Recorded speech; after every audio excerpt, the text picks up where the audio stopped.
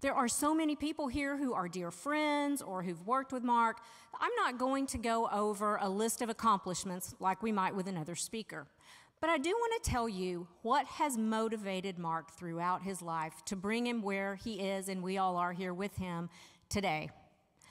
I am extremely qualified to speak to that since I have known Mark since he was 16 years old. And when I think back on that 16-year-old boy, and I mean this in only the best ways, he hasn't changed a bit. If you knew Mark for 5 minutes when he was 16, you would have learned two things about him very quickly. First, he was passionate about his faith and would love to talk about it with anyone. And second, he loved to argue about anything.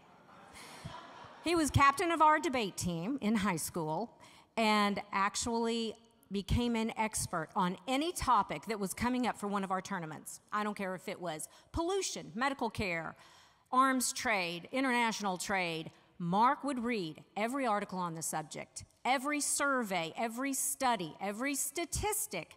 He would read about all the experts and find out where some of them were good and why some of them were lying. And then we all had pity on the person he would get to cross-examine and would line up out in the hall looking through the window to see the poor victim. Because Mark's mission back then was bringing out the truth. He had a lot of integrity with what he did, but he wanted more than anything to bring the truth out in all of these debates. He took that work ethic and that desire to bring out truth with him to law school, and after that, in a variety of areas of practicing law. But he settled on an area where he has made a huge impact, not just in the United States, but worldwide.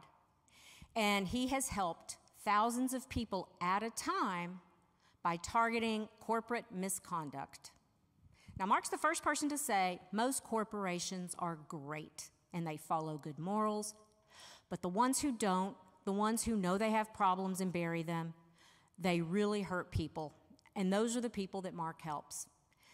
Because of his legal work over the years, our world is safer from asbestos, whether it's in building materials or more recently in talc powder. And in fact, because of one of his cases, recently now, the big company that he finally got to stop selling domestically stopped selling their talc powder internationally and went to just a safer type of talc powder, thanks to his hard work. He's gotten dangerous drugs like Vioxx off the market. With hip implants, he has gotten rid of the dangerous kind and encouraged the companies to turn to the safer alternatives. And I bet we all know somebody in here, not in here, we all in here know someone who has suffered in the opioid crisis. And Mark's lawsuits have had great success against the pharmaceutical companies and the pharmacies themselves who had practices that just ignored the information that would have allowed them to save people. So because of him, national pharmacies now have a much safer way to proceed. So he's not going to like the next thing I'm going to say, but if I were introducing just any other speaker, I would want to share with you honors and recognition they had gotten. So I do want to tell you, Mark has received several honorary doctorates because of his work. The National Trial Lawyers Association has recognized him as the top trial lawyer in the United States more than once. Texas Super Lawyers, in their 20 years in existence, has hit him on their shortest list of the super lawyers in the state. He's also been inducted into the National Trial Lawyers Hall of Fame in Philadelphia, and, sometimes to his confusion, has been given several Lifetime Achievement Awards. And he's always saying, but I'm not done yet. And all of that, that's just his day job. Mark's true passion is creating things that will outlive him and that bring glory to God. And my favorite example of that is the unbelievable devotion he shows to our family, to our 5 kids, our 9 grandkids, one of whom is over there. Also, his commitment to teaching Sunday school. He has taught Sunday school ever since he was 22 years of age, led a home group or taught in class, taught a life group. That's a long time. We're sitting in one of the greatest buildings that he's ever wanted to build because he knew that this chapel and the library could bring people together to learn about God and to learn more about the Christian faith. So all of these things that Mark has wanted to build over his lifetime really make sense of his desire to glorify God in everything he does. And I do trust him when he says that the zoo we have in our backyard also glorifies God. So I'm sure it does. And at this rate, it will definitely outlast him in his life. But all of these things just go hand in hand with what he has wanted to do with his mission for life. He has used his talents to produce video thoughts for the day, about 5 minutes long every weekday, since our classes got canceled for COVID back in March of 2020. 5-minute video thought for day where he can just share some insights into his Christian faith. He has written a series of books that are devotional books, and he's written a series of books where he is combining his passion for truth finding, his passion for reading everything on a subject, learning what's true and what's not, using the trial skills he's learned and the courtroom evidence burdens, and proving various elements of his faith along with that. And it's his most recent book, Atheism on Trial, that brings us here today. So I am so excited and proud to welcome my husband, Mark Lanier. All of us in here have decisions to make. All of us make decisions. You make decisions all day long. You make decisions at night. We all have decisions to make. Life choices are ahead for everyone in here. And some of these are typical life choices you may think about. Where to travel, what to do with your money, who you want to marry, who you want to hang out with, what kind of adventure, what do you have planned today? I had a Zoom conference this morning with a couple of lawyers from around the country, and before we hung up, I said to them, all right, I'm curious. What are you going to do today that's going to be enjoyable? Now, these are lawyers on the other side from me in a lawsuit. And I don't think they expected that. Usually you have antagonism, if not animosity, towards the other side, but I'm interested in them as a person. And I was thinking about it in light of today. And one of them said, I'm going to fix my thermostat. I thought, you're an exciting guy. But hey, whatever floats your boat, you know? And the other was cleaning out his shotgun to do a final dove hunt tomorrow. We all have decisions to make. But our decisions aren't just what am I going to do next. Our decisions include moral choices. You know, we've got to decide what are our ethics that give us true north, or tell us where true north is and we decide to go west. But ethics and morality are big choices we all make.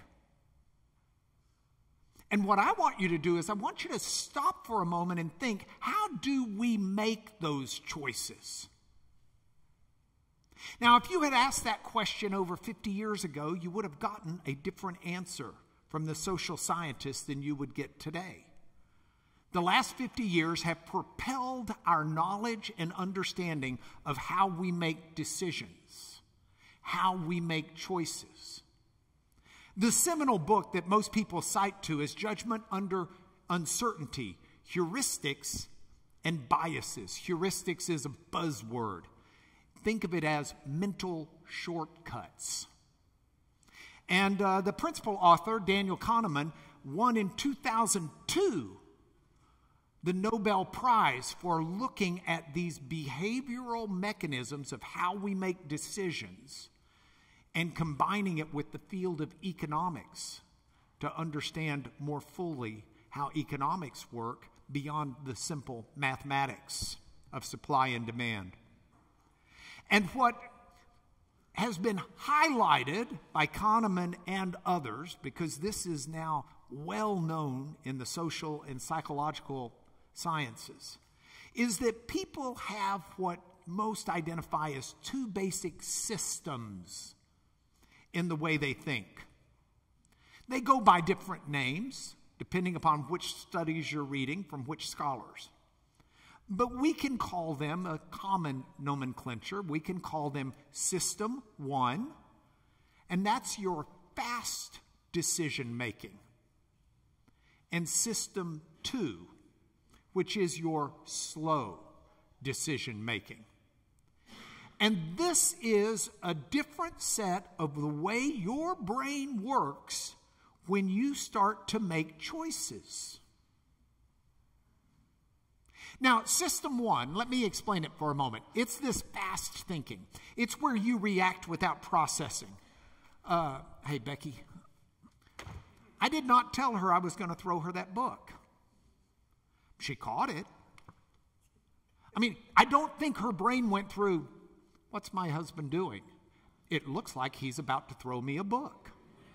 I'm guessing from the trajectory it's going to pick up speed because it's going down toward the ground. Looks like it's arcing in such a way that it's going to hit me on my leg if I don't catch it. Well, I know how to catch it. I'll lift up my right and left hand and I'll put them right where I'm estimating this book is going to land. None of that happened. She just automatically caught the book. She reacted without really processing this thing consciously.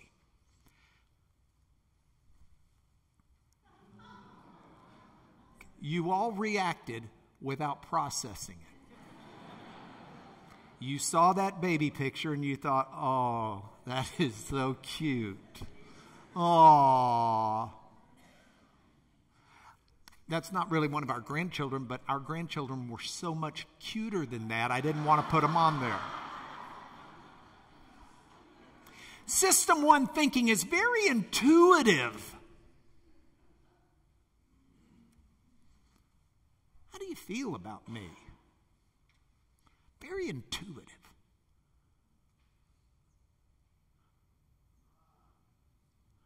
Are you sure? People describe System 1 thinking as that gut feeling at times. It's very fast, it's very intuitive, and that's what it is. Now, System 2 thinking is very different. System 2 thinking is very rational, and it's very thoughtful. You can give me a spontaneous reaction to something, but I can ask you what's 23 times 17, and y'all aren't going to ooh like the baby picture. You're going to say, oh, get my phone out, Ethel. I mean, some of you are going to say, well, let's see, 20 times 17 would be 340 plus 3 more times 17 is going to be 51, so it's going to be about 391. I mean, but you're still having to rationally process that, right? So you've got System 1 and System 2 thinking. System 1 thinking is very easy to do. System 2 thinking is not. System 1 is effortless. System 2 takes effort and discipline. Let me give you just a couple more examples because this is really important. Fill in the blank. Bread and butter. Most people fill that in real quick and easy. Let me give you one over here. How many E's are on this page? 17. I mean, you've got to say, oh, I don't know. Let's see, there's 1, 2, 3, 4, 5, 6, 7, 8, 9. Oh, easy. 10. Did I count the 2 in systems? 12? See, you got to think it through. Now, sometimes the intuitive fast stuff can get you into trouble because it's not so rational. So, for example, what's the number of the parking spot covered up by the car? 87. But a lot of you are like, how did you get that? And the answer is, you're looking at it like it's 1606, 688898. The people driving in would see it's 86, 87, 88, 89, 90, 91. I want you to help me with another experiment. This experiment was done by a psychologist named Solomon Asch. And Solomon Asch asked groups to rate Alan and Ben in their personalities. So I want you to do it. We're going to say 1 is pathetic and 100 is brilliant. Okay? Let me tell you about Alan. Rank him 1 to 100. 100 is brilliant. 1 is pathetic. Alan is intelligent, industrious, impulsive, critical, stubborn, and envious. Assign him a number. Don't forget it. Now, what I'm talking to you about is all stuff, I should add, that's happening in the non-conscious mind. Your non-conscious mind perceives light waves and converts them to images. I mean, what you're seeing right now, if you have vision, what you're seeing right now are light waves that are bouncing off of the matter that makes up me or makes up this podium or makes up the screen or makes up whatever. It bounces off the colors that aren't absorbed. And so your brain is translating those light waves that are shining into your eyeball and go into the back of your eyeball and following the optic nerve across the optic chiasm into the opposite hemisphere of the brain from the eyeball, and your brain is translating those light waves into an image. Your non-conscious mind perceives sound waves and converts them to sound. And the little aberrations in the sound waves are ones that your mind will take and convert into words that I'm saying. And that's all happening non-consciously. Your non-conscious mind balances you when you walk. You don't think, I'm about to put the weight on my right foot so I can lift my left foot, but I need to be sure and put that heel down pretty quick and follow through to the front as I come to the toe. No, your non-conscious mind is doing that. Your non-conscious mind will learn and it will teach. Your non-conscious mind processes emotions. It processes personalities. It processes judgments, decisions, impressions, evaluations, and it pursues goals. All of that's happening in the non-conscious mind. Your non-conscious mind is crazy busy. Your conscious mind processes 40 pieces of information per second. Your non-conscious mind has an input of 11 million pieces of information per second simply from the senses alone. Amazing. Hey, let's go back to Alan and Ben. You assigned a number. 1 was pathetic. 100 was brilliant for Alan. I need you to do the same for Ben. But let me tell you about Ben. Ben is envious, stubborn, critical, impulsive, industrious, and intelligent. The results of this study by Solomon Asch. Alan was always viewed much more favorably than Ben. Now here's the interesting part. All the same attributes. It's just Alan, I started out with the good ones. And with Ben, I started out with the bad ones. And so with Alan, you think, intelligent, well, that's good. Industrious, we like hard workers. This is America. Impulsive, well, some of the smartest people are impulsive. Critical, well, people like that can be critical, and that's just the way they are sometimes. Stubborn, well, of course they're stubborn. They're smart and industrious and impulsive. And envious, well, everybody's got a fault. But Ben, he's envious. We do not like envious people. Stubborn, not surprised, he's envious. Critical, yes, I know people just like that. Impulsive, not surprised. Industrious, well, that's scary. Only thing scarier is he's intelligent, which means he can use all of that to manipulate everybody. The same list. But your brain has made a difference in how you see them. A non-conscious difference. So when it comes to choices, we've got two different aspects of thinking. And when it comes to talking about the existence of God, whether we're dealing with ourselves, or we're dealing with family, or we're dealing with friends, or we're dealing with someone off the street, when we talk to them about the existence of God, we need to understand they're coming at this with two different systems of thinking. And it makes all the difference in the world. So let me give you your roadmap. I want to talk first about the obstacles to belief. And then second, I want to talk about a fair test for belief. And then third, we'll apply that test as time allows. Let's start with the obstacles to belief.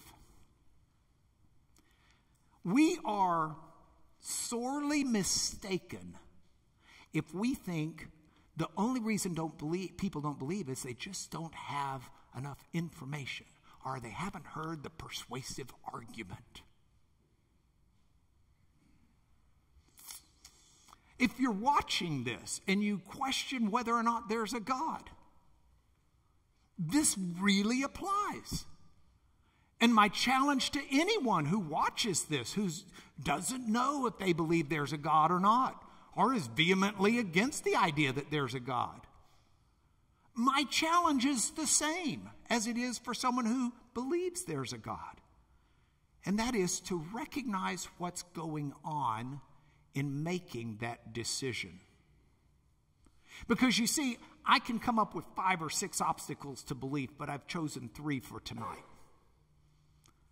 Some people genuinely have an intellectual problem with believing there's a God. That system 2 rational, thoughtful brain is truly perplexed.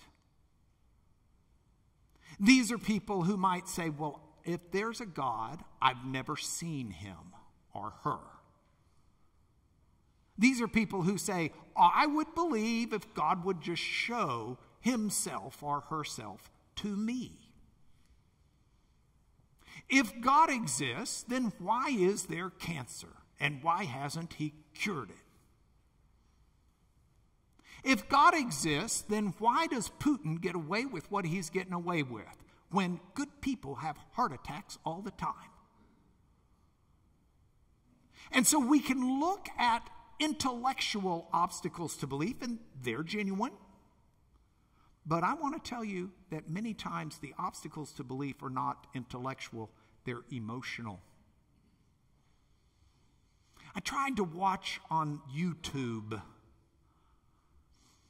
as many videos as my patience would allow of people telling me all the reasons they don't believe there's a God. And I was stunned. How many of them are emotional? These are people who God has let down before. The popular author, Bart Ehrman, has said repeatedly in his books and in a few interviews I've seen that he originally had a believing faith of sorts in God and Christianity, but he lost it because of personal tragedy that God didn't seem to come through with. And when you read it, when I read it, I should say, I am amazed at how much of this is his emotional response. A third reason is the will. I was listening to this one young lady challenging an apologist on faith, and the apologist said to her, if it were true that there is a God, and if Christianity was true, would you be a Christian? if you decided it was true? She said, no. See, her problem wasn't an intellectual problem per se. Her problem definitely had maybe some emotional overlay, but she had a problem with the will. Because Christianity and the presence of a God would alter drastically the choices she was making in her life, and she was much more comfortable with those choices. I dare say there are a lot of people in our churches who are really big on believing in God until their life takes a point where the God decision to do something is contrary to what they want to do. And then God all of a sudden takes a back seat if he's even there at all to start with.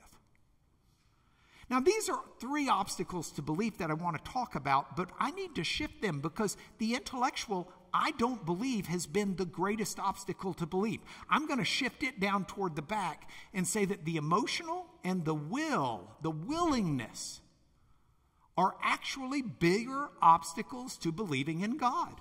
If you don't believe in God, I would challenge you to consider how much of this is emotional, how much of this is willingness, and how much of this truly is intellectual. Because here's what happens. We have fast and slow thinking. The emotional reactions are by and large out of your non-conscious mind. And if you sit there and say, well, I don't believe there's a God, but mine's not emotional.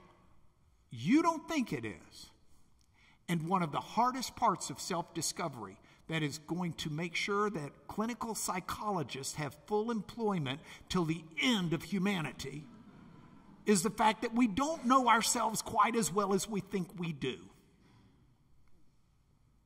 The will, that's a non-conscious reactive part of the brain. Now, that doesn't mean it works exclusively, like your brain doesn't connect the two. They do.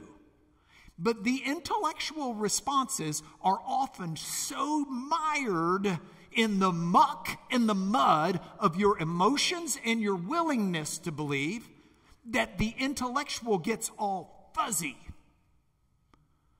Because one of the heuristics or mental shortcuts we all take is called confirmation bias. I pulled a quote out from psychologist Raymond Nickerson, a review of general psychology in '98. Confirmation bias, a ubiquitous, meaning it's everywhere, phenomenon in many guises. Here's what he said. Confirmation bias is the seeking or interpreting of evidence in ways that are partial to existing beliefs, to existing expectations, to a hypothesis you're already got in your hand and believe. Confirmation bias is the tendency of... I read my first study on confirmation bias when I was in a master's class in communication in 1982. I talked my law school dean into letting me go over to the graduate school at Texas Tech Communication Department and take a class for credit. And the confirmation bias study was one about people who couldn't decide which car to buy, A or B. And they made an ultimate decision to buy A or B. And they were asked 3 months later if they made the right decision. 98% said absolutely. Because they interpreted everything that happened about that car as confirming the decision that they had already made. Oh yeah, I was right to buy this car. It goes when you step on the gas. So confirmation bias, if you want to see it in a picture, there's a circle of facts. There's a circle of beliefs. Now, hopefully those two converge at some point. But where they converge is what you're willing to believe. And these beliefs, you're going to grab the ones consistent with the facts, but the ones inconsistent with the facts, you'll just keep believing. And the facts that are inconsistent with your beliefs, you just ignore them. So, well, I don't do that. Oh, yes, you do, human. And you want to talk about whether or not you believe in God? Let's get this thing down to its fundamentals. Because at the fundamentals, we're not simply talking about the intellectual argument of, is there a God? That's why most people who come to faith don't come to faith, because they have been beaten all up and down with the intellectual arguments. Most people who come to faith, Darrell Bach, would you give me an amen? Come to faith because somebody loves them to Jesus. They see something in someone that's not in the world. They see someone who's of the world, in the world, but not of the world. Sorry, Jesus. Not a guy that you, or a God that you want to misquote, you know. Confirmation bias exists with everyone. And get this. The studies indicate that the more important a matter is, the greater you're hanging on to whatever view you had, in spite of the evidence. I mean, if it's just, your confirmation bias, you'd probably be pretty swayed. But if all of a sudden it gets to be so important, your confirmation bias, your unwillingness to change, raises. If it gets pretty much important, it raises. If it's mega important, it goes through the roof. It is so hard to get anyone, including ourselves, to change our opinion on something that's mega important. Because so much of it is non-conscious and not rational thought. Oh, we cloak it in rationality. I was talking to a friend who said, you know, he was talking to me about someone who had been in the faith and loved the Lord and then got into a relationship that wasn't a godly relationship. And instead of getting out of the relationship, stayed in the relationship, but ultimately started thinking of all these intellectual reasons. First it was okay, and then finally that there is no God anyway. But all of those intellectual reasons trace back to something that was emotional and something that was part of the will, and just using the intelligence to get you there. So if those are obstacles to belief, what can we do about it? Well, one thing we can do is change the way we live. One thing we can do is change our prayer life. Pastor Jarrett's preaching on this right now on Sunday mornings. Last Sunday morning, he said, here are 9 things I want you to pray for these specific people. He made us write down their names.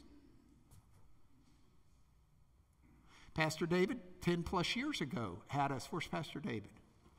10 plus years ago, had us write down a card.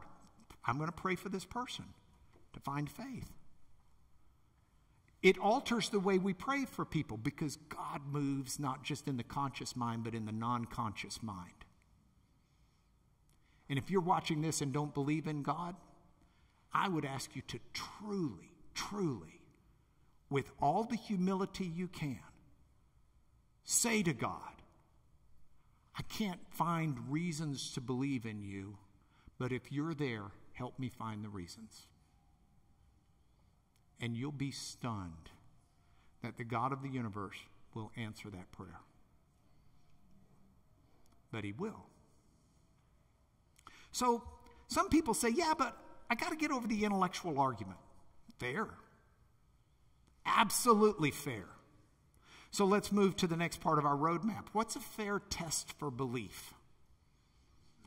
I know those tests that they give you. Our daughter our daughter Rebecca.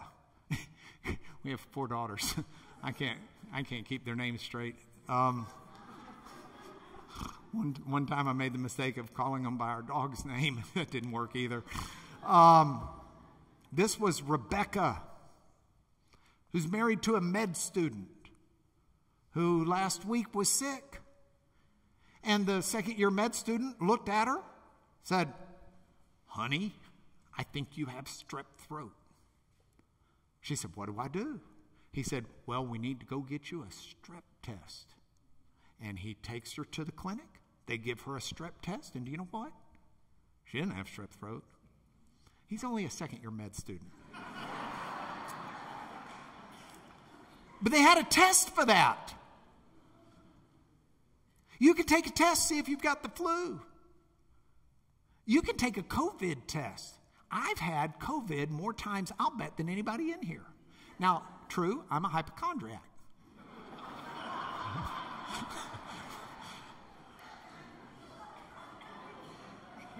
I had Ebola one day.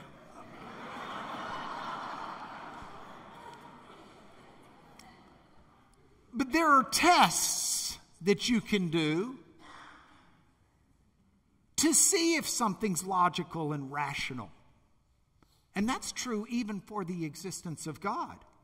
And the test that I want to talk about and that I really spend time in the book about, and I'd urge you to get the book and look at it, because I'm not repeating the book here tonight. You can read the book. I want to frame the book. So the test is basically, does it answer the big questions of life? Whatever this world is, whatever I'm going to believe, whatever's going to drive my choices, whatever's going to drive my morality, whatever is going to give me purpose and direction, better answer the big questions of life. What are those questions? Well, among them, why am I the way I am?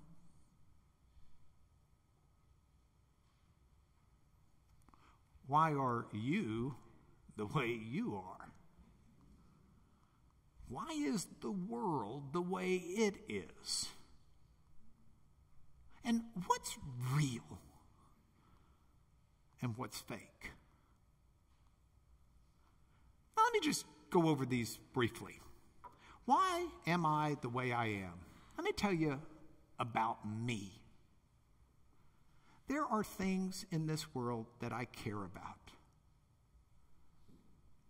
I care about my family. I care about my friends. I care about my neighbors. I care about you. I care about people I don't know. I care about others. I also care about right and wrong. I think those are important concepts, and they make a difference to me. I want to make right choices. I want to treat people right. I want to do right in my life. When I see something that's wrong, it grates at me. I have checked into what it takes to be able to make citizens' arrests for the way people drive.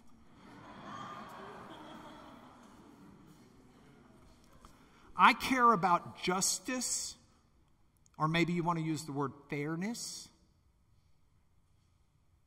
It's an important concept to me. It's one reason biblically I love the book of Romans. Because, and if you're an unbeliever and you've never heard of the book of Romans, just take a minute to go use the bathroom and then come back. In Romans, Paul is addressing this question. How can a just God declare righteous those who are not righteous? How can the just judge let the guilty go free and pronounce them not guilty? That's a huge issue in the book of Romans. I care about justice. We all do. Nobody wants a kangaroo court. Nobody likes the idea of something. What's one of the earliest phrases that a child learns? That's not fair. And you don't sit there and say, well, let's talk about your ontology when you talk about something being fair.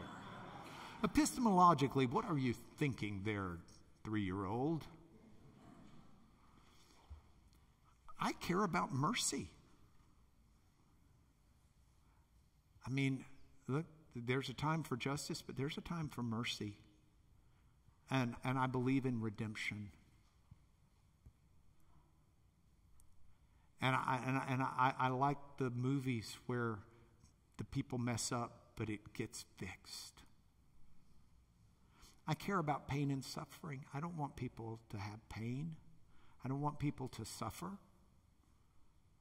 It grieves me. I had the honor of speaking at Ken Starr's funeral, one of many, a couple of weekends ago. And Ken had been a lawyer at our firm and a dear friend for a long, long, long time. And you can't see someone pass away and have a family there and not see the pain and suffering and not have your heart go out to them. Whether you agree with someone's politics or not, whether you agree with, suffering and pain, it's not a good thing. We care about that. I care about honor. I care about, my wife, there she is. My wife and I will go see Don Quixote, Man of La Mancha, every time we get a chance.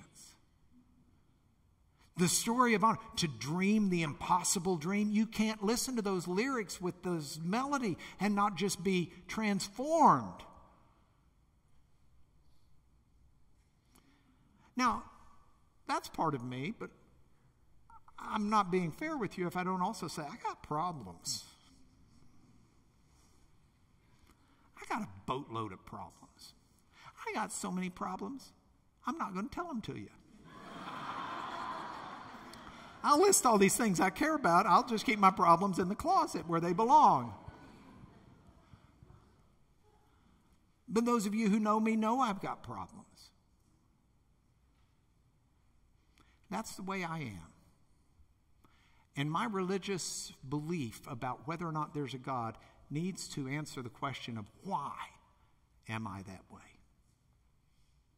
It needs to answer the question, why are you the way you are? I know a bunch of you.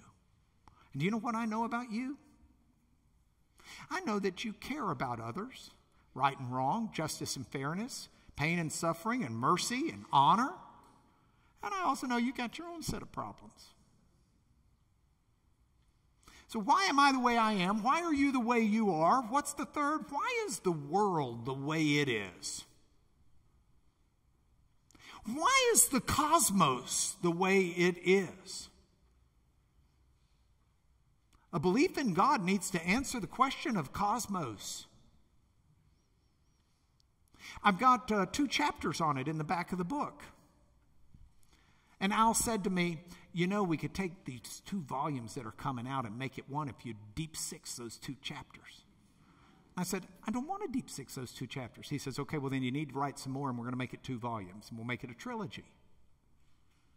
And I didn't want to deep six it because you can't have a belief in God or an unbelief in God if it doesn't explain the cosmos in ways that are scientifically valid. Your belief in God or not believing in God should sustain our understanding of science and medicine. But I don't want to say it needs to explain the world only in its physical elements and the laws of nature and physics. I want to say it also needs to explain the intense evil in the world.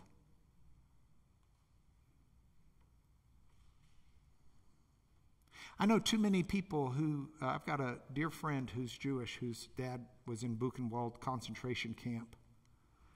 And he's just told me plainly, well, I'll never believe in God because of the concentration camps.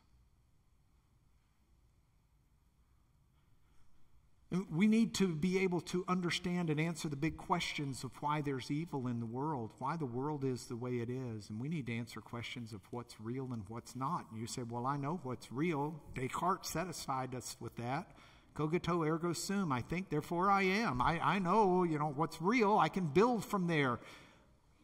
We can leave Cartesian dualism aside for a moment. But I'm not talking about that. Elon Musk says life is a computer simulation. And he didn't come up with that. The seminal paper on that's by Nick Bostrom. I think he's Swedish, but he's at Oxford. And he published in the Philosophical Quarterly back in about 2003, Are You Living in a Computer Simulation? He says, this paper argues that at least one of the following is true. Either 1, the human species is very likely to go extinct before reaching a post-human stage, or 2, any post-human civilization is extremely unlikely to run a significant number of simulations of their evolutionary history, or 3, we are almost certainly living in a computer simulation. And he argues that in the paper. Our son got a doctorate in philosophy at Oxford, and we were talking about Nick Bostrom. This was maybe about 10 years ago, as we were walking down the street there in Oxford. We were talking about this paper, and our son said to me, he says, "Dad, you know, there was a poll done. I don't know that it was a formal poll. It may have been informal. But," he said, "at least 35% of the Oxford academics thought that Nick Bostrom might be right and we might be in a computer simulation." What is real?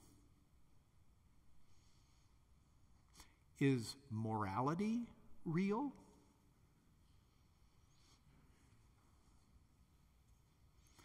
Is valor, service, patriotism, heroes, sacrifice, courage, and honor, are those real concepts, whether they're properly placed or misplaced? Are they real concepts that have meaning and significance, or is it a charade? If someone's willing to give their life for someone else, is that something that we honor? If I jump in front of a bullet for you, do you just say, "Idiot"? Or, you know, I mean, I would give my life in a heartbeat for my family. Am I stupid? Or is there something noble in this world? I think it's a fair test for any belief system to see if it answers those big questions. So now, let's go to the third and final stop on the roadmap. Let's talk about an application of the test. And I don't have time to go through all of it, but let's go through a little bit, answering these big questions. Now, to do this, I need to change your paradigm, or at least for many of you, on what it means to prove something. Because all too often, we have been lied to with the idea that proof is what happens on a chalkboard with mathematics. Well, that's one kind of proof. But I make a living proving things.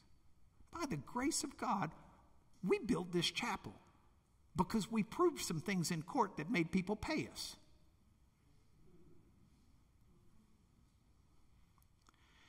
And the American judicial system,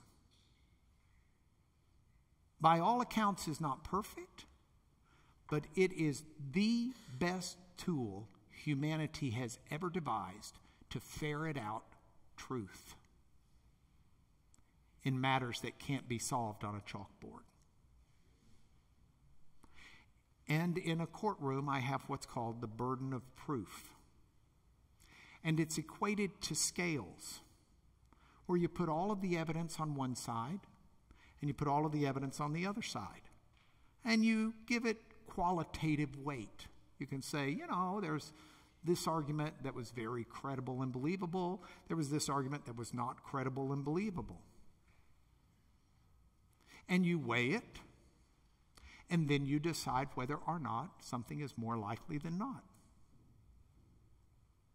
Last fall in Cleveland, Ohio, federal court, I tried the first jury trial on the opioid crisis in America.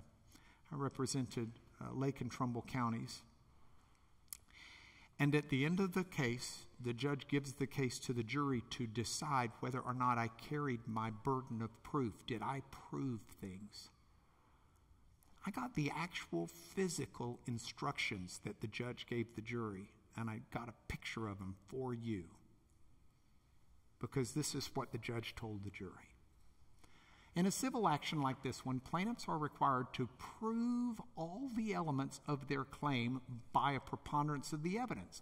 This is known as the burden of proof. To establish something by a preponderance of the evidence means to prove that it's more likely true than not true. Proof is not a mathematical formula that you can prove that 3 plus 2 equals 5 because 5 minus 2 equals 3. That's mathematical proof. God's not a mathematical formula. You say, well, that's a cop-out. No, it's not. Very few things in this world are mathematical formulas. I have to prove, when I tried the Ernst case, Carol Ernst versus Merck over the Vioxx drug, Bob Ernst, her husband, was taking Vioxx for hand pain. Vioxx was a super aspirin, supposedly. It would give you the pain relief of Advil with minimal stomach discomfort. That's the way it was billed. What Merck did not tell anybody is that in their seminal study, it causes 6 times as many heart attacks as the other drugs available on the market that was being tested, which was naproxen, I believe.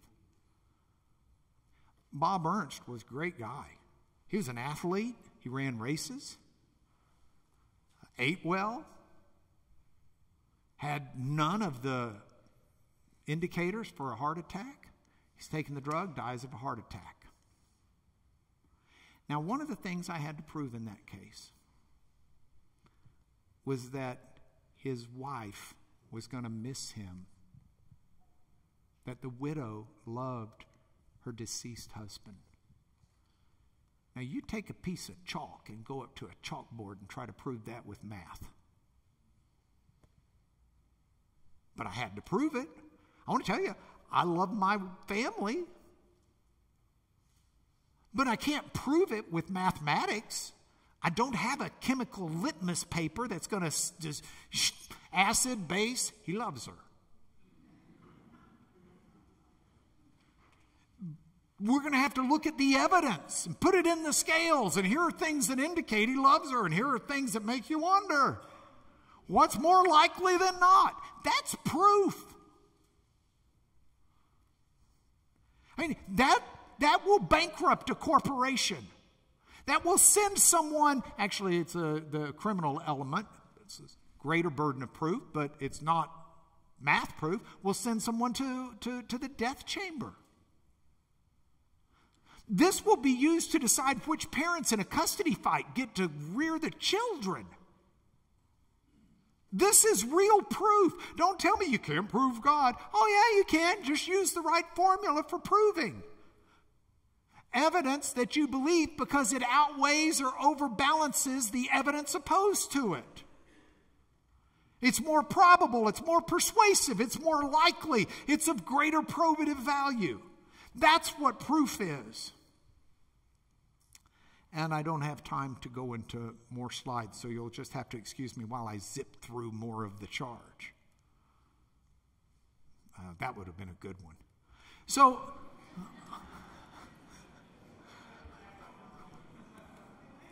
I'm already going over time. Just don't encourage me.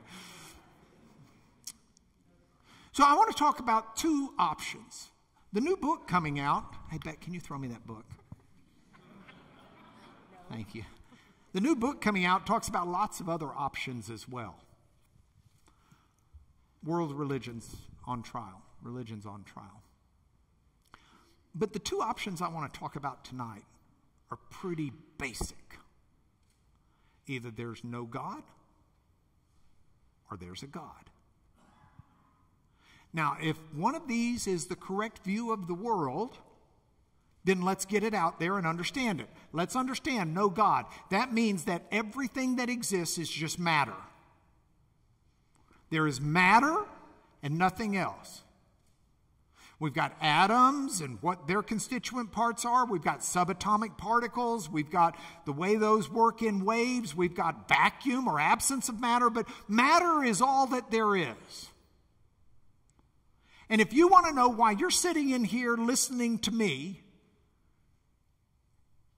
it's 2 things. that have worked upon matter? Time and nature, the presence of matter. And that's what gets us to today. Stardust has congealed and worked on other stardust such that it's formed a planet with elements that cause and then sustain life. And there's nothing that science can come up with, certainly in the realm of scientific proof, beyond this. Oh, string theory may explain some of the greater, but even string theory is going to ultimately go back to matter. Let me give you a third thing. We are sacks of electrified chemicals. That's all we are. Yes, but I'm a thinking. So, well, that thinking is chemical and electrical. The neural synapses that you've got that are conscious thought, those are chemical connections happening among the neurons and the glions in your brain. The neural and glial cells, I should say. It's who we are. We're sacks of chemicals. Now, if there's a God, matter exists. He made it. If there's the biblical God, people have choices. We're not all predetermined. We're made biblically in the image of God, the biblical account of God. And as a result, the biblical account of God says that all of us have value. All of us have value. Now, that's a big change. One of these can answer these questions better than the other. Look at this. Sacks of chemicals. If there's no God, this is what you are. Now, you might say, I want to be the Lupe tortilla sack because it holds greater promise.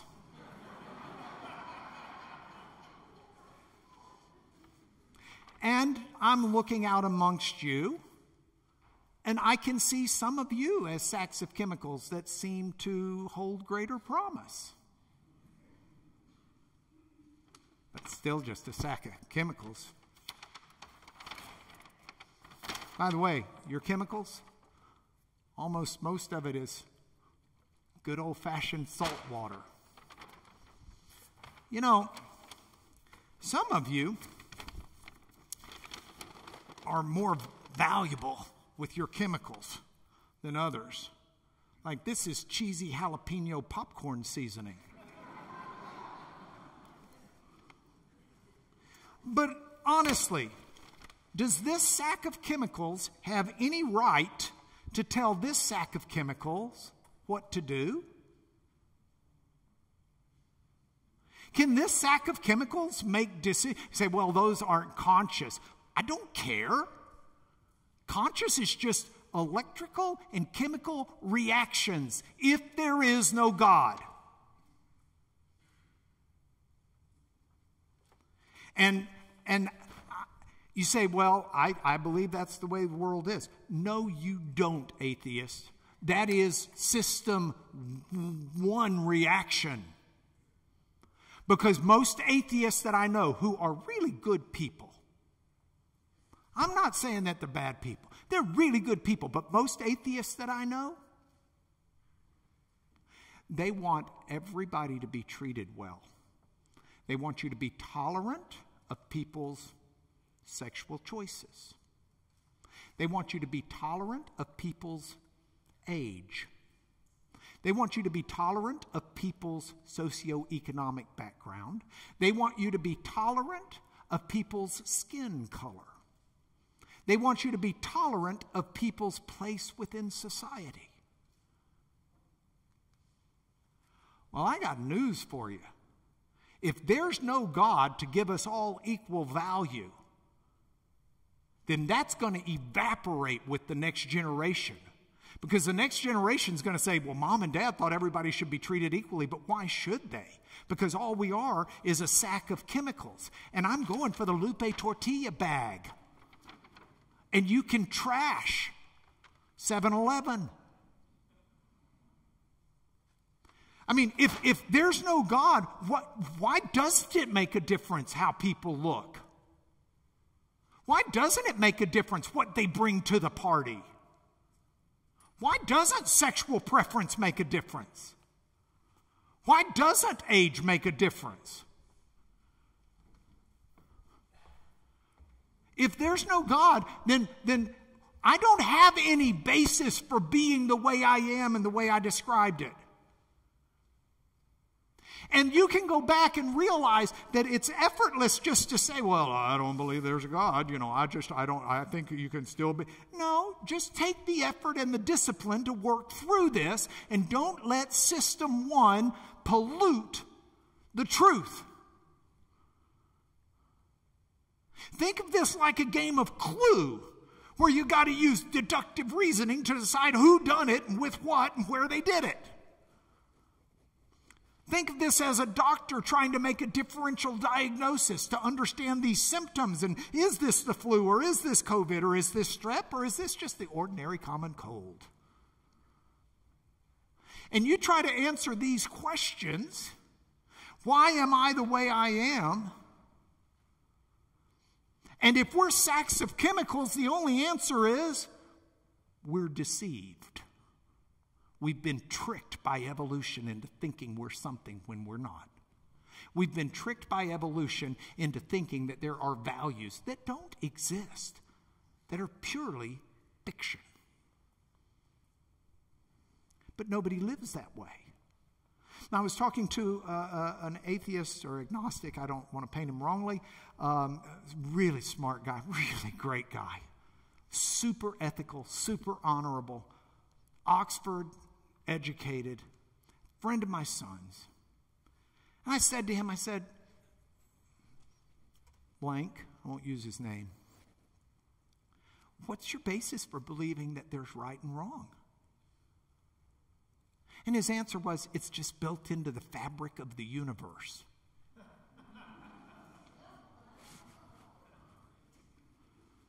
I said, I would take it a little bit differently, because I've read enough about sharks to know that they don't quite see other fish the way we see other humans. So instead of saying it's built into the fabric of the universe, might I suggest it's built into your hard wiring? Because you've been made in the image of God. You're not just a sack of chemicals. You're hardwired to know the difference. You're hardwired to care about justice. People say, well, if there's a God, then why is there injustice in the world? If there's a just God, why didn't he do something about it? Well, if there's not a God, why do you give a rip? The very fact it means something to you is because you're hardwired to value that and to know that that's what's right. And it ought to be just, and it ought to be fair, and it ought to be right. Euthyphro's dilemma you read about in the first go-round in ethics. I'd urge you to translate it out of the Greek. It'll blow you away. But I'm running out of time. Okay, look, here's the deal. These are the options. And if it's no God, you're the sack. And when you try to determine what your confidence level is, I'm not asking you to be 100% confident. I'm asking you to be confident enough to trust it. To be willing to say, okay, I'm going to give this a shot. I'm going to trust God. I'm going to ask him, see if he's there, and see if he transforms who I am and confirms his reality to me. It's the only way to give you the dignity that you've got and to give the dignity that other people have. And I would venture to say it's also the way that you're going to be able ultimately to not only, we got to zip through these, not only answer this, but why is the world the way it is? Read my chapters on the cosmos that Al graciously let me keep in the book. Because I think it'll make you a better Bible student too. The people who put the science of this world opposite faith are people who do not understand the Bible, because the Bible teaches that God gave us science to help combat the ills of the fall. And so science is important and medicine's important. And when we find intense evil, it's important to fight against it. That's the way the world is. What's real and what's not? Sorry, I'm out of time. But life's not a computer simulation, with all due respect to Nick Bostrom and his paper. And is morality real? You bet it is. Because there is a God who is moral, who's hardwired us with his morality. So we know the difference between good and bad. And anyone who is not a believer needs to land with the atheist Michael Ruse, who was very, very transparent in this write-up in The Guardian. He said, God is dead.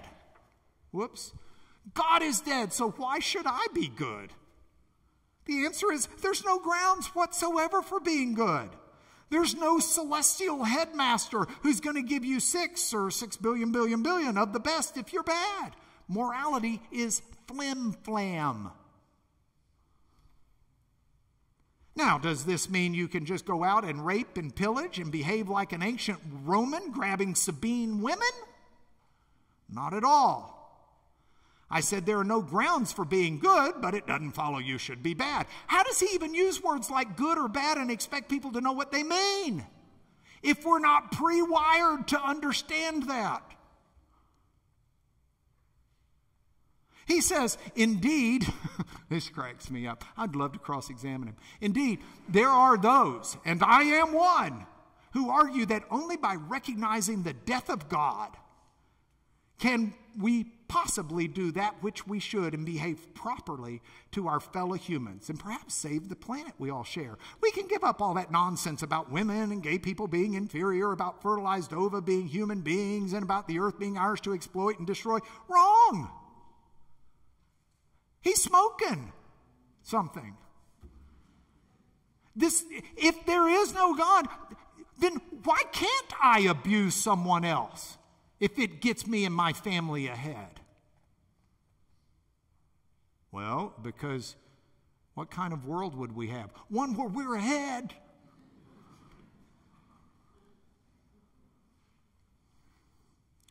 I don't have time to talk to you about Thomas Malthus, and it's a pity. I think I've got him in the book.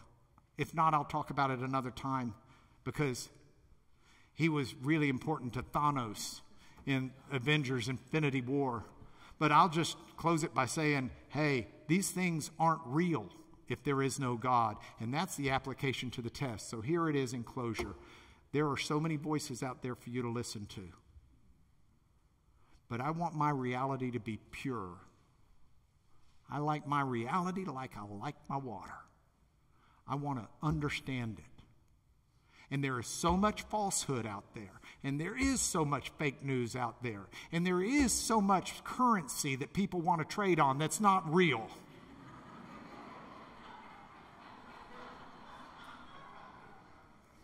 McKinley never looked so goofy.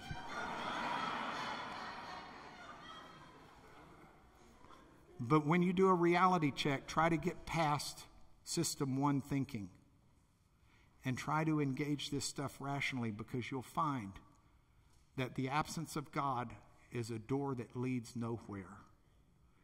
And worse than that, it destroys the value of humanity. So I believe there's an intellectual reality of God, not of no God. I just think we've got to help people get past System 1 thinking. Thank you.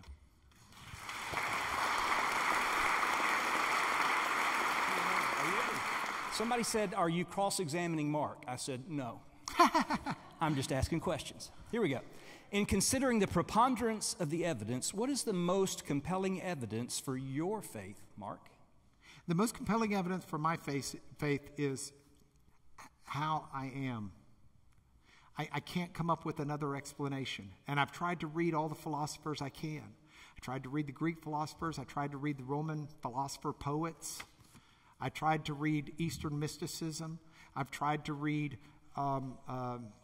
everything I possibly can. And I can't find anything that explains me better than a good understanding of what the Jewish Christian concept of God is as revealed in Scripture. It's the only thing that makes sense to me. I have tried in my life to find reasons to jettison my faith.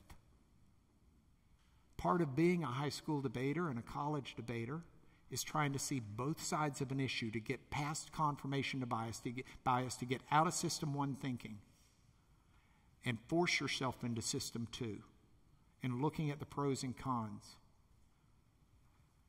And I have flipped on so many religious, theological issues in my life because of that. But I can't run away from the reality of God, because there's nothing else that explains stuff adequately to me. Good. I think this comes from relationships. So not just a stranger or a coworker, but and perhaps a family member. When you're talking to an atheist or an agnostic, where do you start? What evidence would you share first? When I talk to them, the first thing I try and do is get to know them. Just love on them. Let them see that I think they're valuable, that I honor and respect them. But then I start trying to poke at them. Let me explain what I mean. If I am correct that the world is a world where there is an infinite, personal, and moral God who made humanity in his image, male and female, in his image, and that we fell and it affected us, and we live in a world that is fallen, but he offers redemption that is just redemption, even though the story's not over yet, and we are living in the time post-redemption, but pre-finality, where he brings everything to an end. Okay? If that is truly truth, then everyone, regardless of what they believe, lives in that truth world.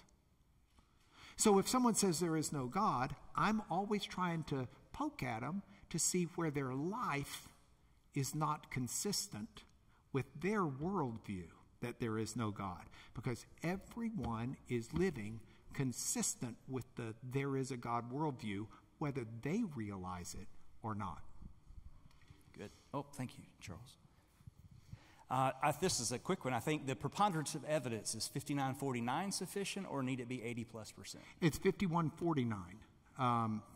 51-49, and actually it's less than that. The preponderance of evidence is just what's more likely than not. So if you're thinking about scales and the scales are even, that's not the preponderance of the evidence. If you've got no evidence that outweighs the alternative view, but how much it outweighs for preponderance of the evidence is just the slightest of margins. It just needs to outweigh. Think of it, if you had 50 sheets of paper on one side of a scale and 50 in the other, and you took one sheet off and moved it over, you've got the preponderance of the evidence. But you know, it's got to be, for every person, it's probably a little bit different than that. It's just, at what point are you willing to trust what's most likely? What's most likely? So in that context, there is a role of faith, because you're not going to get to 100%. In other words, for the person that says, prove it and I'll believe it, that's an impossible request. It's an unrealistic expectation. I would word it differently. I would say it's possible to prove it. But we're proving it the same way I prove if I love my wife, by the preponderance of the evidence. That is proof. What's more likely than not is proof in a court of law.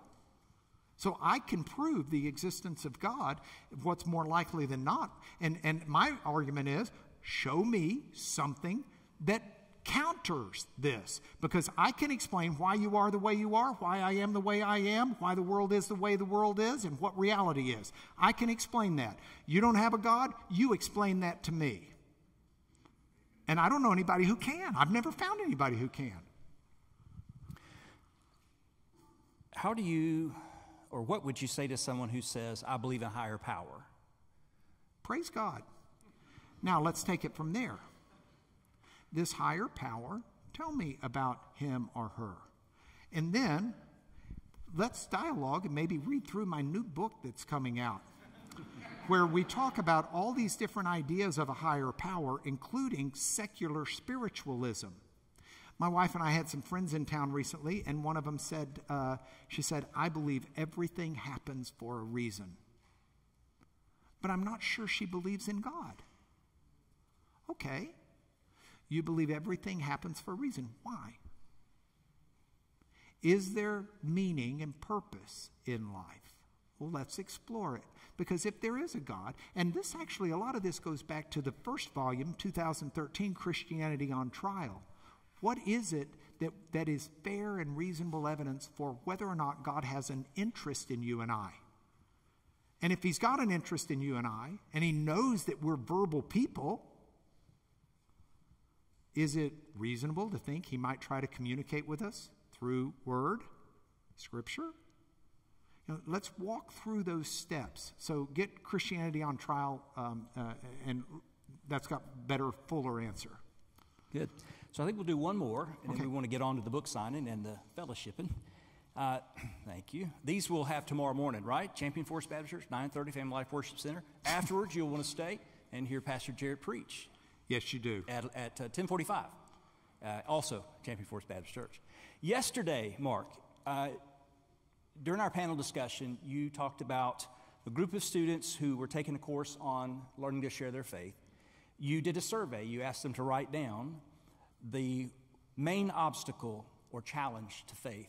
Roughly 75% said, why is there evil in the world, in a sense? The one question that stood out as the graphic illustration that I used was, how could a loving God allow a prostitute who's hooked on heroin to conceive and bring a child into the world? And I said, you know, I'm really thrilled to get to answer this question. I'm really stoked. I got a great answer to this. And I explained to them how sperm enters an ova and makes a child. Because God understands we are in a world that truly is affected by evil. And just as we can choose good, we can choose evil. And just as much as we can use good to influence others, we can use evil to affect others as well. And that is the reality that's painted in the Bible. And you say, well, why doesn't God fix it? He has. We just don't experience all of the fix yet, but that's the whole point of Calvary, is God's fix it. God says, I will redeem. He just doesn't balance the bank books second by second. He'll balance the account at the end, though, and he will restore and create a new heaven and earth where there is no pain. That's the promise of Scripture. But this is, look, we live in Paynesville. That's the reality of the world. And the Bible explains it. There is a struggle, a cosmic battle going on. And we just decide whose side we're on or whether we ignore it. Yeah. And lastly, this is really important. I think I want to believe. I'm struggling. What do I do? Oh, this is great. Join me in a word of prayer. Father, I pray for anybody, the person who wrote that, but anybody who hears this message or hears your message in some other forum, that you'll soften their heart, that you'll clean out their ears, that you'll drop the scales from their eyes, that you will put your Spirit within them and convict them of sin and righteousness and judgment, and convict them of the truth of who you are. And that they'll take all of the doubts and all of the hesitancy And they'll watch it slowly in life fade away as they continue to walk in your greater illumination each day. Move them into a fellowship, move them into study, move them into a dialogue, and bring them a chance to confess this out loud to someone who's a believer and to walk through what it's like to embrace you. I humbly pray that in the name of our Lord. Amen. Amen. Thank you. Would you say again thanks to Mark?